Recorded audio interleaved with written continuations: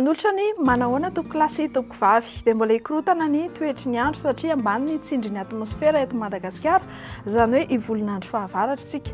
Ho mafimafy ihany koa ny fitsokan'ny rivotra ny amin'ny faritra atsimon'ny nosy iray manontolo iny. Dia izay ary no ela fa indro atolotra anao manaraka ny toetr'andro novinavinaina ho amin'ny Rapitso.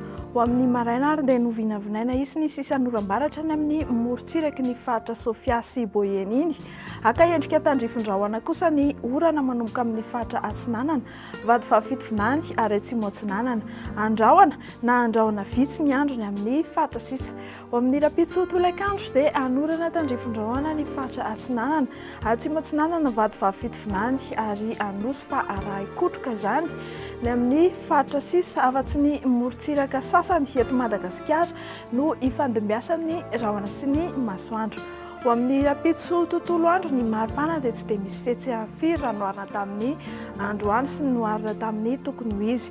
5 hatramin'ny 12 degré izany ho amin'ny Rapitso maraina, izay hitantsika amin'ny faritry ny avoantany ary ny faritra morontsiraka kosa dia mandina 12 hatramin'ny 15 degré Celsius.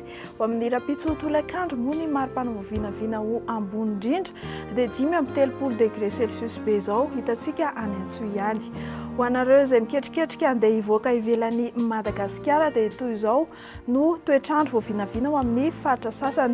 Isy ny andian-javona vao maraina any Milan, andrahona kosa ny andro any Paris, Johannesburg, Nairobi sy Bangkok ary La Réunion, anorana tandrifin-drahona any Maurice, Comores ary Seychelles.